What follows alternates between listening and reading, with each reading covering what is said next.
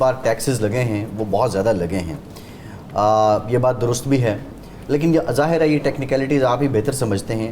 بنیادی طور پہ پاکستان ڈیپینڈنٹ ہے, پاکستان کی معیشت کی بہتری ایکسپورٹ پہ. ایکسپورٹ جتنی زیادہ ہوگی اتنی ہمارے پاس ریمیٹنسز آئیں گی, ڈالر آئے گا اور ہم خوشحال ہوں گے. لیکن جو کردار ہے ایکسپورٹر کا معیشت میں, اس بجٹ میں ان کے ساتھ کیا ہوا؟ بہت شکریہ فیصل صاحب. یہ تو سب جانتے ہیں کہ پاکستان میں ایکسپورٹرز کا بہت بڑا رول ہے, اکانومی میں بہت بڑا رول ہے, اور بجائے اس کے کہ ایکسپورٹرز کو فیسیلیٹیٹ کیا جائے اور انہیں آرام سے کام کرنے دیا جائے, اس بجٹ میں ایک بہت بڑی چینج آئی ہے. وہ یہ آئی ہے کہ صرف ایک ایکسپورٹر سے جن کو یہ فیسلٹی دی گئی تھی کہ ان سے جو 1% ٹیکس لیا جائے گا وہ final discharge of tax liability ہوگا, یعنی کہ وہ اس کے بعد انہیں کچھ نہیں کہا جائے گا, 1% ٹیکس دے کر فارغ ہے اور وہ فائنل ٹیکس ہے. لیکن اب کیا کیا ہے انہوں نے کہ اب انہوں نے وہ ٹیکس منیمم ٹیکس کر دیا ہے. اس کا مطلب یہ ہوا کہ ایکسپورٹرز کو اپنی انکم پہ اب ٹیکس دینا پڑے گا جتنی بھی انکم ہوگی, اور اس کے علاوہ ان سے 1% ایڈوانس ٹیکس بھی لے لیا گیا ہے. اچھا, اب دیکھیں نا کہ ایکسپورٹر جو کہ آپ کے ریمیٹنس میں اتنا بڑا رول پلے کر رہے ہیں, ان کو آپ نے ڈپارٹمنٹ کے رحم و کرم پہ چھوڑ دیا ہے کہ جیسے مرضی اب ان سے سلوک کیا جائے. تو میرے خیال میں کہ یہ ایکسپورٹر سے زیادتی ہے, اور ان کو اسی طریقے سے جیسے وہ سلسلہ ان کا چل رہا تھا ویسے ہی چلنا چاہیے. اور اب کیا ہوگا کہ ایکسپورٹر جو ہے, اب اچھا ایک اہم بات آپ کو میں بتاؤں کہ فرض کر لیں کہ ٹیکسٹائل کا ایکسپورٹر ہے. اب ٹیکسٹائل کا جو لوکل سپلائر ہے اس کا ٹیکس تو 1% کٹنا ہے اور اس نے کچھ نہیں دینا, لیکن اس کے برعکس ایکسپورٹر جو ہے اس سے انہوں نے 1% ایڈوانس ٹیکس بھی لے لیا ہے. 1% ٹیکس تو لیا جو کہ منیمم ٹیکس ہے, 1% ایڈوانس ٹیکس بھی لے لیا. اب فرض کر لیں کہ 1% ٹیکس جو لے رہے ہیں اس سے ایڈوانس وہ ایکسٹرا, تو کون اسے ریفنڈ دے گا؟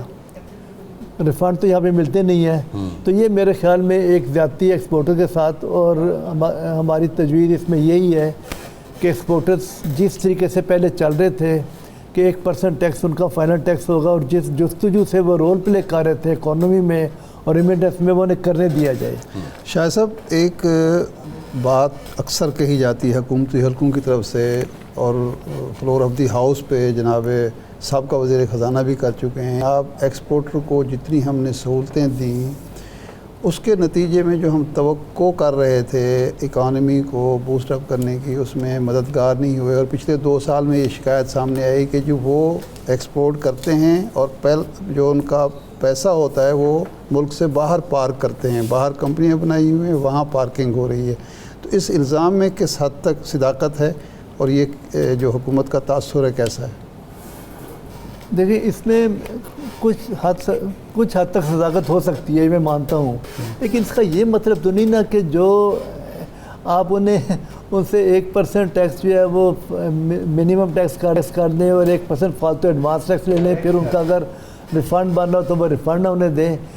اس کے لیے یہ معیار نہیں ہے کہ آپ ان کو اس طریقے سے ڈپارٹمنٹ کے اوپر چھوڑ دیں کہ آپ ان سے جو ہے نا ٹیکس جس طریقے سے مرضی وصول کریں. اس کے لیے کوئی اور معیار اختیار کرنا چاہیے, اور یہ مینیج کرنا چاہیے کہ وہ پیسہ جو باہر رکھ رہے ہیں اگر, اور نہیں اس طریقے سے بھی نہیں کہ سارا کا سارا پیسہ باہر رکھ رہے ہیں, ان کے ایکسپورٹ پروسیڈ پاکستان میں آ رہے ہیں اور اس کے اوپر ٹیکس کی باقاعدہ ڈیڈکشن ہوتی ہے, بینک ٹیکس وصول کرتے ہیں, اور حکومت پاکستان باقاعدہ ایک لسٹ پبلش کرتی ہے جس میں کہ ٹاپ ایکسپورٹر جو ہیں وہ ہے, اور کلیئرلی نظر آتا ہے کہ ایکسپورٹس جو ہیں وہ بڑھ رہی ہیں اور پروسیڈس پاکستان میں ہی آ رہے ہیں. شاید کچھ حد تک اس میں صداقت ہوتی ہے, لیکن میں نہیں سمجھتا کہ زیادہ اس میں کوئی صداقت ہے کہ اس کا آپ یہ کر لیں کہ جی ایک ایکسپورٹر کو جو ہے نا منیمم ٹیکس میں لے آئیں اور اس کے بعد اس سے 1% ایڈوانس ٹیکس بھی لے لیں, یہ مناسب نہیں ہے. معاد اظہر صاحب وزیر خزانہ تھے, ریونیو کے تھے,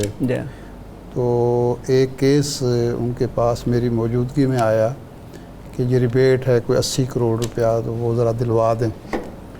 تو انہوں نے فون کیا, معلوم کیا, پتہ چلا کہ جی فلاں وہ جو انڈسٹری تھی جس کا وہ کر رہے تھے تو وہ تو ڈیفالٹر ہیں ہمارے 50 کروڑ کے. وہ بڑی عجیب صورت حال ہے کہ پتہ یہ چلا کہ وہ جو انہوں نے ایڈوانس ٹیکس دیا ہوا تھا اور وہ جو ریبیٹ مانگ رہے تھے محکمے نے ریبیٹ سے بچنے کے لیے ان کو defaulter وہ کیس بنا دیتے ہیں۔ ان انڈسٹری پر ڈال دیا 50 کروڑ روپیہ کہ جی وہ پیمنٹ نہیں ہو رہی ہے اس لیے ہم نے روکی ہوئی ہے. یعنی یہ وارداتیں بھی یہاں ہوتی ہیں. یہ جو آپ بات کر رہے ہیں یہ نارمل فیچر ہے، پریکٹس فیچر ہے. ہاں جی، یہ نارمل پریکٹس ہے. آپ ریفنڈ مانگتے جاتے ہیں، وہ آپ کو آڈر کھول دیتے ہیں، آڈر کھول کے جتنا کو ریفنڈ دینا ہوتا ہے اس سے بڑا کیس بن جاتا ہے، اس سے زیادہ ڈیمانڈ کریٹ ہو جاتی ہے. اس سے بڑی ڈیمانڈ کریٹ. ہم ذرا یہ جو کمپلیکیٹڈ ٹیکسیشن سسٹم ہے FBR، اس پہ بھی میں اختر صاحب آپ کی طرف آؤں گا، لیکن شاید صاحب ایک اور امپورٹنٹ بات، جو فائلر ہے یا ٹیکس پیئر ہے، اگر اس کو کوئی ڈسپیوٹ نظر آتا ہے یا اس کے خلاف کوئی فیصلہ آتا ہے تو اس کا جو رائٹ آف اپیل ہے اس میں بھی کوئی چینجز لائی گئی ہیں، وہ کیا ہے؟ میں آپ کو بریفلی اس میں بتا دیتا ہوں، اور میں یہ بتانے سے پہلے، ایکسپلین کرنے سے پہلے یہ بتا دوں کہ ٹیکس پیئر کو ابھی تک اندازہ نہیں ہے کہ اس کے ساتھ کیا ہو رہا ہے، کیا ہوا ہے، اور جب پریکٹیکلی وہ اس طرف جائے گا نا تو چیخیں نکلیں گی ٹیکس پیئر کی. اس میں دو فورم سے، ایک کمیشن اپیل اور اس کے بعد ٹریبیونل، اس کے بعد لا پوائنٹ پہ آپ ہائی کورٹ چلے جاتے ہیں. انہوں نے یہ اب چینج کی ہے کہ ایک فورم ختم کر دی ہے. اچھا 2 کروڑ تک کی اپیل جو ہے، جو 2 کروڑ تک ٹیکس جو لگے گا اس کی اپیل کمیشن اپیل کے بعد جائے گی، اور 2 کروڑ سے اوپر جو ٹیکس ہے اس کی اپیل ٹریبیونل جائے گی.